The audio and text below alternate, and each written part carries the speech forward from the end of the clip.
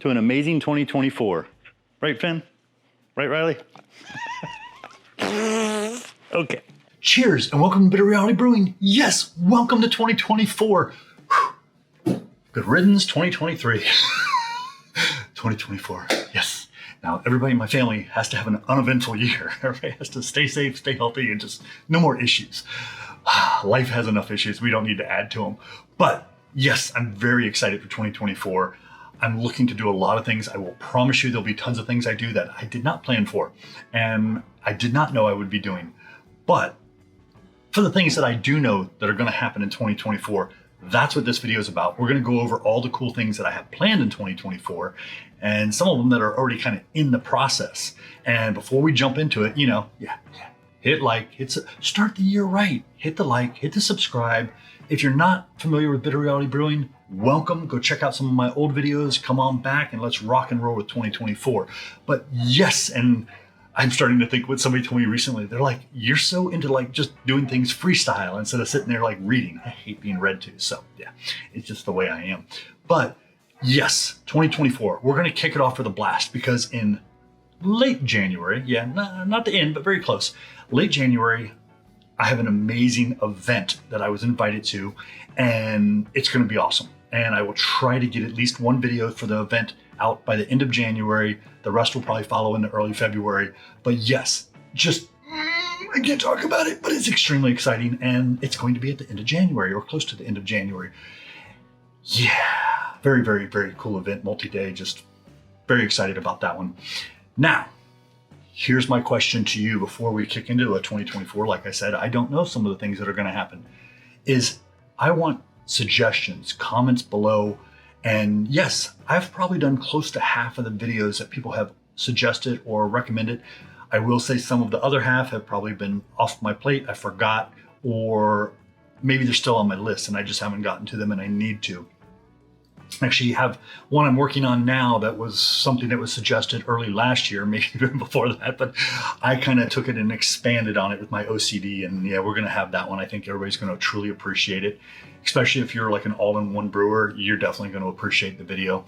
Now, other question, because this is just the way I am, on those comments, if you can think of any amazingly cool ingredient or unique ingredient that's not going to make the beer taste like crap, you know what I'm saying, but a cool ingredient, let me know, because More Beer did a thing recently with some professional brewers asking them what's the craziest ingredient. And I had done like almost all of those, almost all.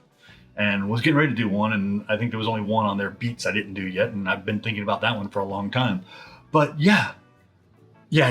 Just go ahead and put that down in the comments.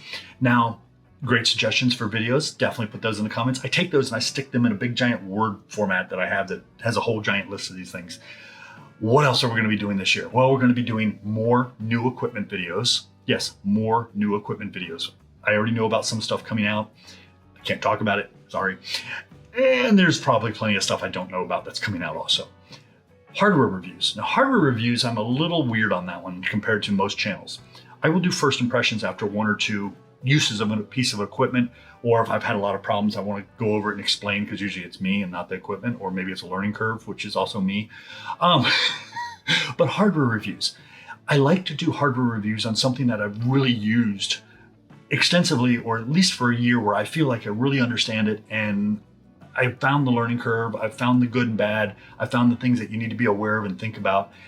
That's when I think it's more fair to the vendor or the manufacturer of that equipment to do a review on a product that you've used extensively or used for a while, so that you can share an honest review and not just kind of a, oh yeah, I just got this, hey, this thing's great, or it's awful, whatever it may be.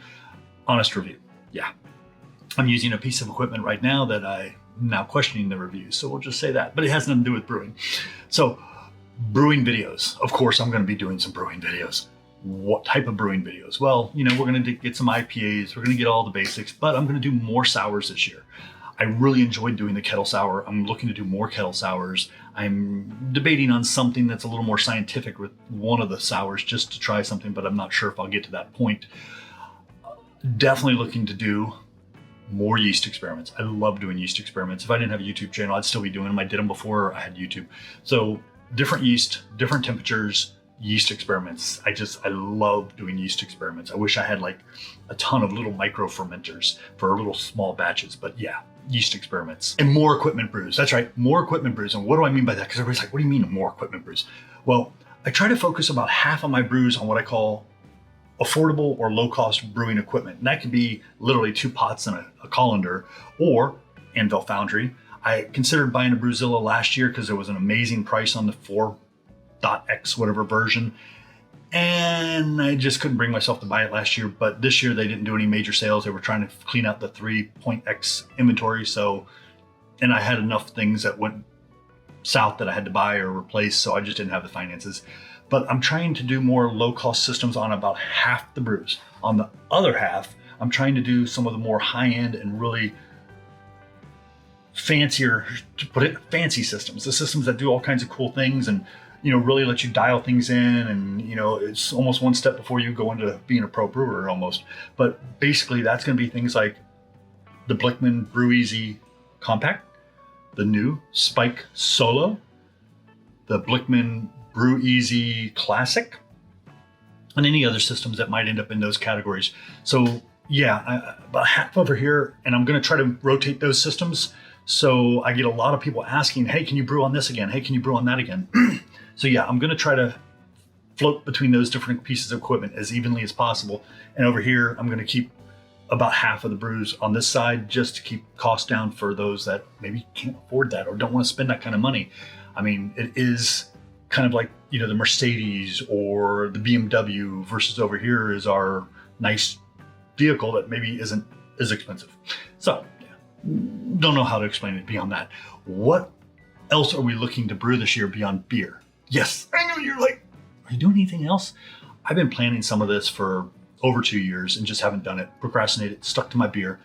But mead, I'm definitely doing meads this year. I've been procrastinating on mead for over 2 years. My oldest loves meads, and I mean loves meads.